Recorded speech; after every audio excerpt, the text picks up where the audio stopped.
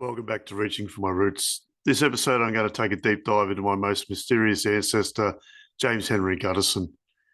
Like all families, my paternal line has a massive genealogical brick wall that no one has been able to smash down in many years of trying.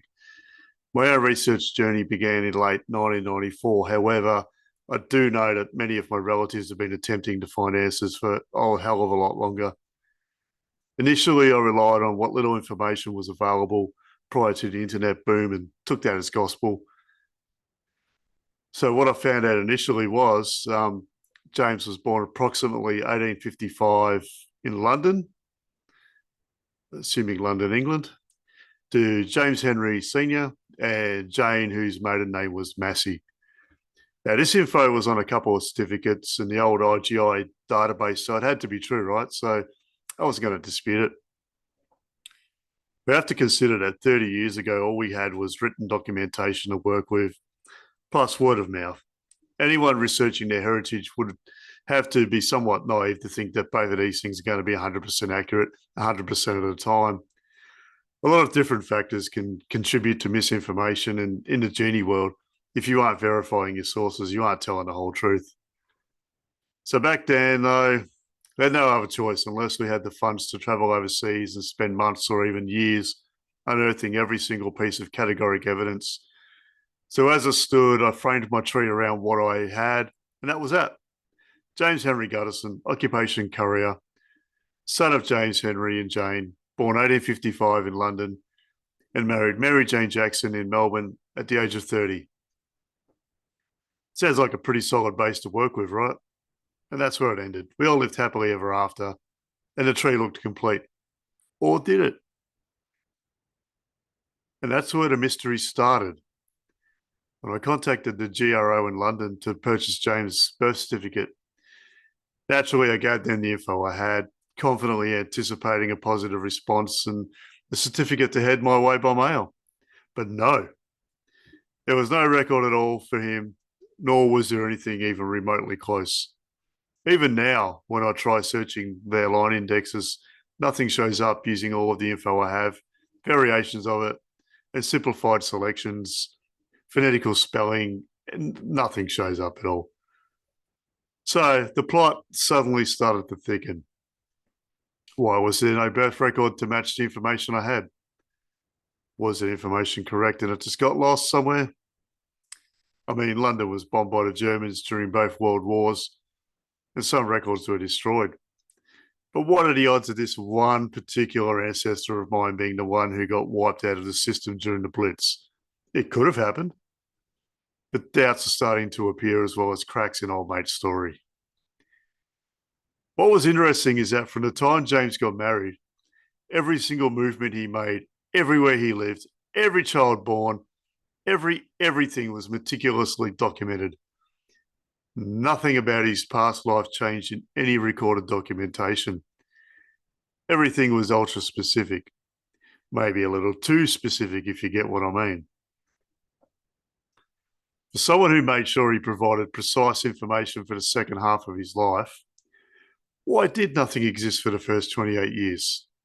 It just makes no sense to suggest he woke up one day and decided to leave paper trails everywhere after leaving nothing prior. Was he even born in London?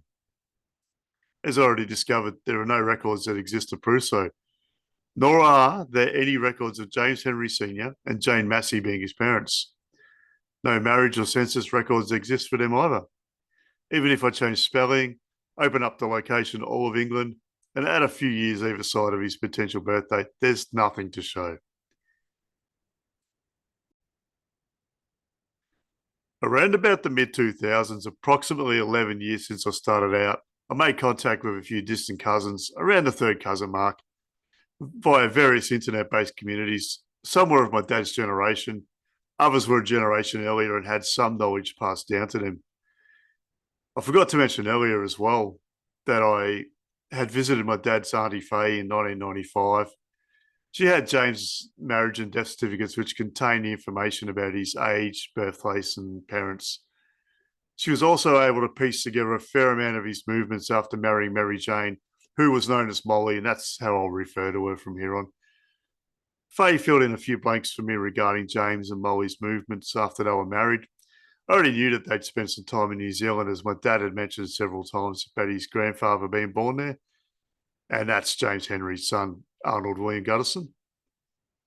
Faye expanded on that by explaining they'd moved to Christchurch from Melbourne around 1891 and returned roughly a decade later. Why Christchurch? I've asked myself that question many times. So I did a lot of research, and there were families in that area, some within a few miles of where he lived, who descended from some other Gutterson families in both England and the United States. One family in particular descended from a Henry Gutterson who lived in South London, right, sort of that Kent, Surrey part of London, and had ancestral links to Northumberland. More on that family later, because there is some interesting stuff to talk about. Now, the 1890s were a tough time to live in Melbourne due to an economic depression, which saw the gross domestic product fall 17% over 1892 and 1893, leading to a major financial crisis, which reached a peak in 1893. Some historians say it was the most severe economic depression in Australia's history, a really good reason to get out of town and head somewhere else where life may have been of better quality. I've seen old documents showing James having bank loans, so no doubt he would have found himself in some financial trouble during the Depression. And in those days, it was easy to skip the scene for a period of time until it all blew over. Is that what happened? Maybe, maybe not. Honestly, that's something we'll never likely find out for real. I mean, he was almost in his 40s by then, with an ever-growing family to feed and clothe. And living in a suburban Fitzroy already provided cramped and poor living conditions, bordering on slums. And when you're thrown in a depression, making a new start somewhere more affluent is perfectly feasible. Fitzroy wasn't the sort of bohemian, yuppie sort of area that it is now. It was a pretty shitty place to live. And yeah, as I said, it was pretty cramped and bordering on slums. So, look, it's entirely possible that he went to Christchurch to be close to other Gutterson families nearby. That's something that can't be confirmed or denied at this point, as we don't know if they were generally related to us or not. I'm hoping at some point there'll be a few descendants of those families taking DNA tests to see if myself and my cousins match with them. We'll see how that pans out. I've also since discovered a lot of proof of Jackson relatives in the South Island of New Zealand as well. So maybe our ancestors went to live with Molly's cousins. We could easily have been writing letters explaining how good it was to live down there. I've started to find a lot of DNA connections to Christchurch people with Jackson origins to back up the paper trail of relatives I'd been finding. So look, there's a possibility that this could be something solid to work with as well, and could give a reason why they went to Christchurch when they did. I haven't found a strong reason why James brought the family back to Australia, though, although it probably doesn't matter as much.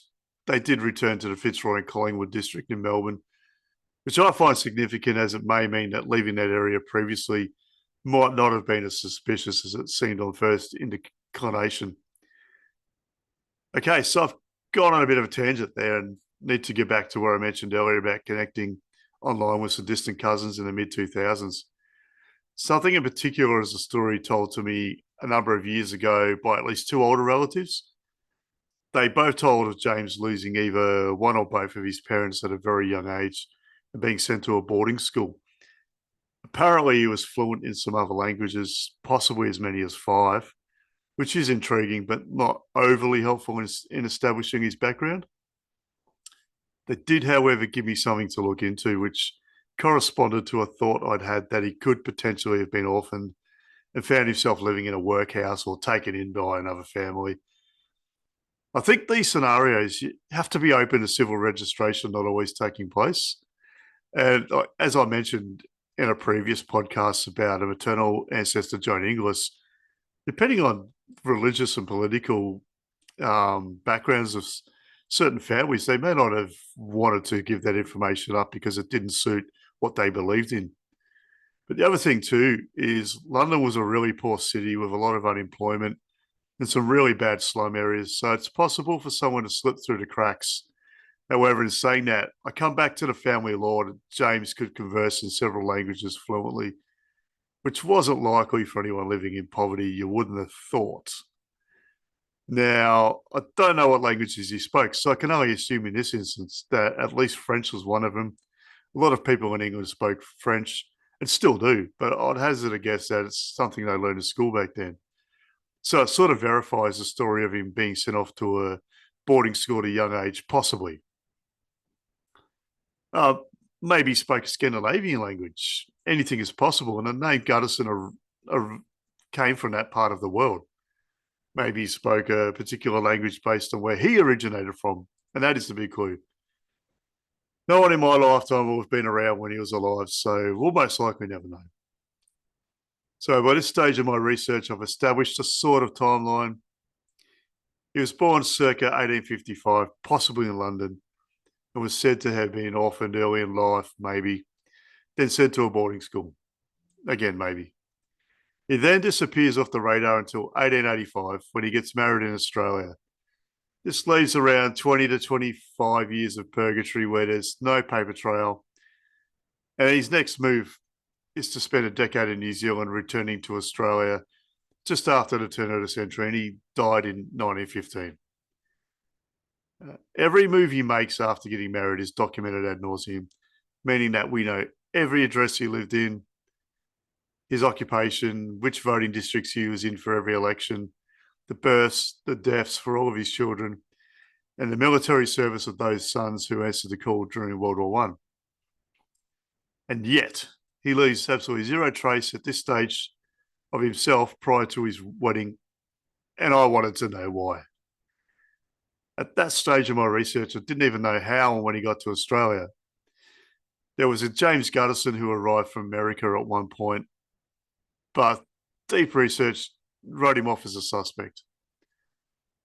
That's when my first real breakthrough happened. It was 2010, and after not having anything new for 3 years, I desperately started asking people in genie groups to take a look around and see if they can discover anything I've missed. Actually, there were two breakthroughs. The first one being the discovery of a marriage notice in the Melbourne Age newspaper from Saturday, the 11th of April, 1885. Here, James is mentioned as the second son of James Henry Gutterson. It's not a lot, but it's something. And it means that there's, at the very least, another brother out there to look for. To date, my searching has still been inconclusive in this regard, but it's a clue, and I'll keep looking. The second breakthrough was a shipping record that absolutely matches our guy. According to this record, he came to Australia on board the Canbolg in 1883. Now, probably pronounced that wrong, but it is what it is. His name was written as Gutterson with a H between the O and the N on the shipping list, as opposed to just an ON at the end. But his age of 28, occupation of courier, they both match up. According to the Argus shipping information, the ship arrived in Melbourne on November 30, 1883, when James boarded his ship in August. It is the first official record of him existing that I found in all of the years I've been researching him. So to me, that's huge. And at the time, I was pretty goddamn happy. I think the person who helped me find it, I bought him a certificate of their choice to say thanks. And I'm in the process of looking into the origins and subsequent lives of the fellow passengers to see if there's any possible connections to work with. There actually wasn't that many on the ship, so I've considered that maybe he was traveling with family or friends. There was one fellow who was scratched from the record. I had a bit of a look for him and found him in subsequent other records, so maybe no connection there, maybe something, I don't know. The different spelling of his surname could be a clue to work with as well. I know it's only one letter, however, that can make a huge difference.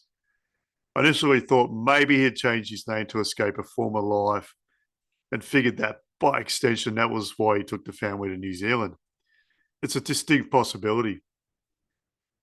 We can't definitely discount him getting caught up on the wrong side of the law in his younger years either, and then just wanting to move on, find some kind of normality after serving his penance. Looking at this particular angle, I wonder if perhaps Gutterson was really his surname. Maybe the clue is in his mother's maiden name of Massey. That said, through DNA matches, I am starting to find evidence of both Gutterson and Massey names going back to the early years of Anglo settlements in the United States. It's most likely that we are definitely Gutterson and Massey descendants, which are working hard to connect the dots. From the Massey point of view, there's numerous DNA matches to that surname as far back as the 1600s in America, as well as around the area of northeastern Cheshire and the southern suburbs of Manchester, which is not far from the border of Cheshire. So much of my DNA matching is leading to some particular families in the area, and with Ancestry now separating matches based on which side of the family they belong to. They're all being linked to my paternal side. They also don't match anywhere on my dad's paternal line, so that puts them on the side of his mum, who was born a Gutterson. I had to look very deep to find the leads initially. However, they started joining the dots of lots of other mystery matches. At this stage, I'm working on a theory that our man might have been born a Massey and possibly altered his identity after a period in the British military. What was that movie, Summersby, where someone did that? I think there was a book, The Life of Martin Guare. I think I read that in high school from memory. Look, this is just a theory for the time being, and I'm leaving no stone unturned in that regard. There is a Henry Massey born at the right time to a Henry and Jane, and he has no further recorded history in the UK or anywhere else after finishing service with the British Army in the late 1870s. His last known paper record puts him in London around 1880, receiving a military pension after being examined in the Chelsea Hospital for Veterans. Now, this Henry Massey served in the cavalry, which naturally has a lot of leather-based equipment, and our man went on to have a career working with leather. He also, the Henry Massey, served in Egypt and a few other places, so could possibly have picked up some of the lingo in his travels, which could explain the fluency in foreign languages. Serving in a linked unit at the same time and also showing up at the Chelsea Hospital circa 1880 to when Henry Massey was there is a James Gutterson of Essex. Not much is available regarding him, although it appears he may have still been in England for the 1891 census. It wouldn't be the first time a former soldier changed his identity and adopted the name of a mate he served with afterwards, especially probably back then when you didn't have things like digital records and all the digital footprints that you have now. Getting back to Henry Massey, he had a distinct absence from any records after being discharged and given his pension. Did he get in trouble with the law, do a stretch, and then decide to start fresh with a new name in a new country? Yeah, possibly. Something else I noticed when researching him was the presence of a Gutterson family only a few streets away in Manchester during his childhood. All of these possible connections could mean absolutely nothing, and I'm just chasing shadows. Or they could be something to delve deeper into and be little clues to help me. It may be the guy, it may be not him. It could just be someone that looks like the right sort of guy and I'm trying to make him fit. Who knows? I will find out though, and definitely be turning every stone over to find out. Now, for the time being, though, I'm sticking to James and or Henry being the real given names of both our ancestors and his father, and Jane being his mother's middle name. I really think it would be too hard to get through life with a different first name and having to try and remember different parents that didn't exist. So I have no doubts at all about this much information being correct. It just can't be 100% sure Gutterson was his real surname. I mean, look, I guess women get married and change their surname, get used to it really quick and live with it for the rest of their lives and use it everywhere they go. So why can't a man do it, right? It's entirely possible. And maybe, look, it was his real surname. We're just unlucky that nothing about him was recorded early on. That doesn't seem to sit right with me, though. There has to be more to it. Getting back to the DNA search, I match on various websites with a lot of people connected to the family of William Gutterson, who was on the Mayflower and settled in the Salem, Massachusetts area. That's Salem of the infamous witch trials. You've all heard of it, I'm sure. Now, the husband of a Susanna Preston, who was born Gutterson and was a daughter of William, was an informant at the trials. Interestingly, I've solid DNA matches with a lot of Samuel and Susanna's descendants, and also the descendants of Susanna's brother, John Gutterson. John's family spread to the New Hampshire and Connecticut regions, both of which feature heavily in my DNA matches and on, I guess, the associated maps that you get on the various different DNA sites. Essentially, I believe that the William Gutterson of Salem in the 1600s was a sibling or a cousin of a distant ancestor. I mean, I know I'm not telling you anything you don't know there. If there's a DNA connection that far back, there has to be some sort of physical connection as well.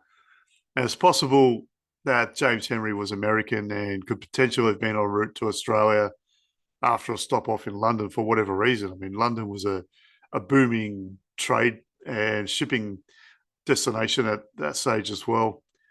DNA will never show us as being American, as it's not considered a race unless you have Native American blood, which we don't have. Well, that definitely doesn't show up. It shows up by whichever part of the world they initially arrived from, which could explain the high concentration of English in my ethnicity estimates. William is said to have hailed from Lincolnshire originally, and as it turns out, both the Gutterson family that settled in the Monaro district of New South Wales in Australia and the Gutterson family that settled on the North Island of New Zealand also hail from Lincolnshire, the previously mentioned connections to Northumberland. And those areas as well, going back many, like 1,000 years, 800, 900 years, whenever it was, they were Viking settlements. They were part of the Danelaw, which was an area that was ceded to the Vikings from Denmark, Norway, Sweden, back in the time of Alfred the Great, maybe a little bit after. And so, yeah, there's obviously potentially the Viking, Scandinavian, whatever connection going back that far. And on the family tree DNA website, it does show ancient connection to an area of Sweden nearby to Stockholm, which I'm going to look into a lot more now that I've seen that and figured out where that is.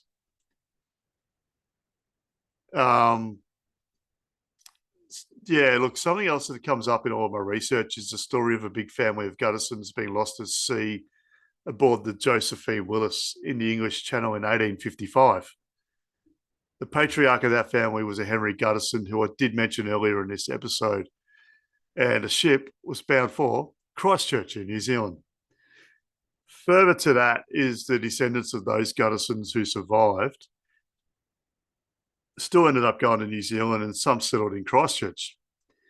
You seeing what I'm putting down here?